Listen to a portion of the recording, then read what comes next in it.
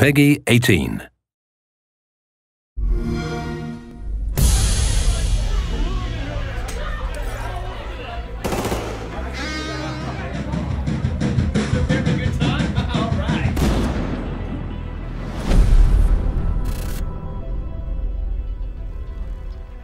My name is Simon Kudryavtsev. I'm the audio director for The Division 2. I think sound is important in games because it should always be an element that just complements the gameplay. Sound, for me, should just always help drive the player forwards and be that natural element.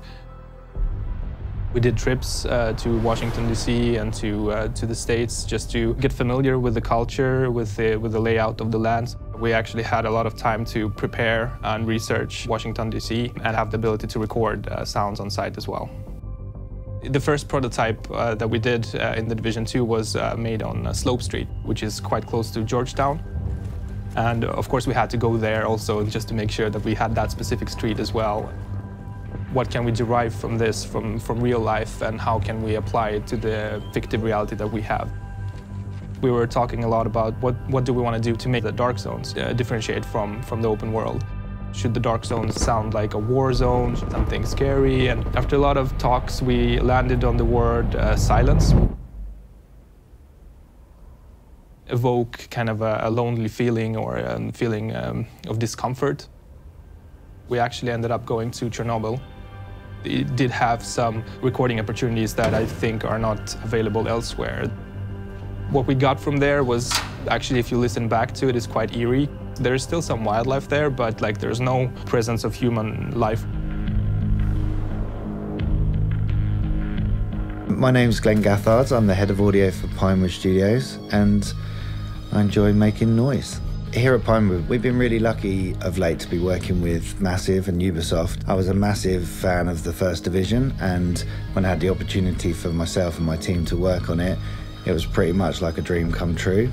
We've got to work on quite a wide range of things, like taking time to experiment over what's the best way for the dialogues to be produced, because we're a big fan of performance.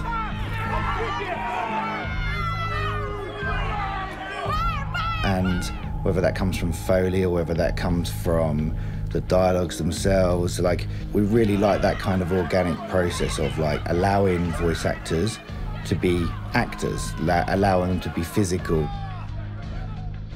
The gun shoot for the Division 2 was insane.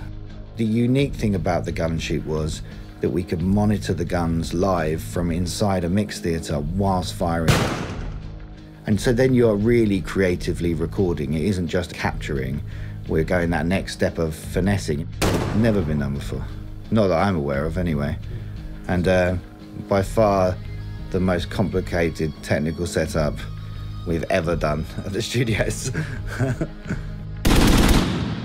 Pinewood is a very interesting collaboration. What I wanted to do with the guns is to capture the more urban feel, the street reflections that happen when you fire a gun on a small street or a big street or square. So the way we collaborate right now is helping to bridge the gap between the games industry and the cinematics industry. My name is Ola Strand, and I'm the music director and composer on Division 2. Coming from the first game, I wanted to stick to the original vision of the scoring, how the music was done and how it was created. But then, moving from New York City, wintertime, moving to Washington, D.C., summertime, I started researching the city and figuring out what drives it musically, looking into the music history, like all the blues and the jazz and the hardcore and the punk rock. It was kind of obvious that we were going to go for a more rocky sound, like guitars, bass and drums. That was all in my mind, at least. A couple of friends brought me to see this band, Town Portal, in Copenhagen one summer. In the middle of the concert, I was just like, wait a minute, these are the guys. I want to work with these guys. They are awesome. So we grabbed them after they played. They were interested. 3 months later, we were rehearsing the music I'd written. Any sort of collaboration is a way for you to get real-time feedback, not staying in your own bubble and just run with it. When you cross that edge of getting to know someone from not knowing them at all, and then all of a sudden creating something really big together. I think every time you create something, it's good to have something that makes it new and different to you. And Town Portal, they represented this to me. We've been talking a lot about recording and the places that we went to and the collaboration we have with Pinewood, but ultimately it doesn't really matter how much you record or how good the recordings are, because at the end of the day you still have to make it work in the engine. Obviously our world is so dynamic that the main direction that I gave to the team is to develop a soundscape that is constantly changing and it's ever evolving.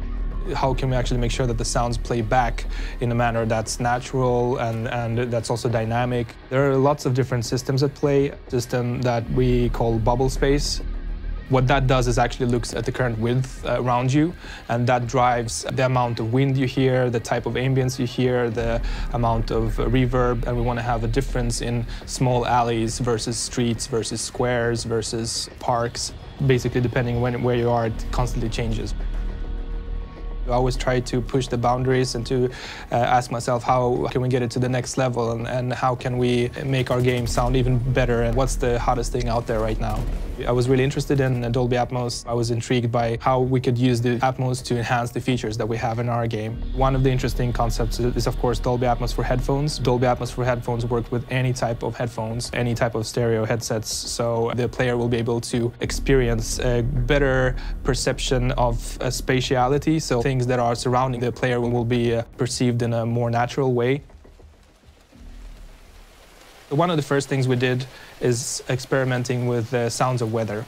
If we take rain as an example, to not only trigger the sound of rain when it rains, but also give it some depth by utilizing everything that we have around the player. That means that in our game, when it rains, we actually have a system that looks at the different props around you, if it's a car, or if it's an umbrella, or if it's a drain pipe. And when it rains, you'll be able to hear those props react in real time, positioned in 3D space. And I think that just gives a nice depth to the weather sound.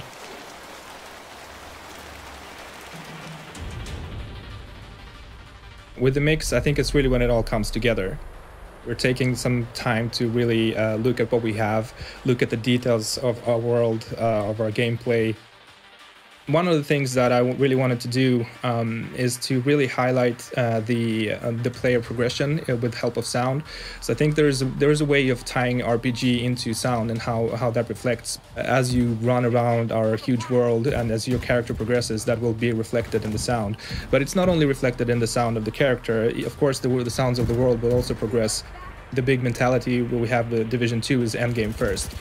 When you actually reach the end game, you'll be able to play the missions again, and that time around you're going to have access to an exclusively new soundtrack that's specifically written for the end game missions.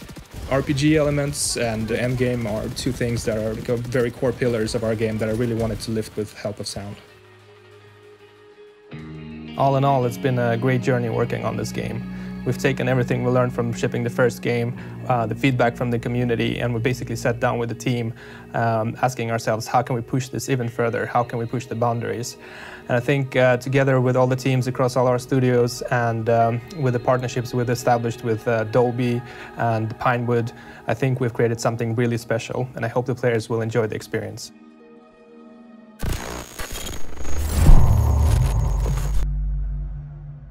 Play it on the world's most powerful console.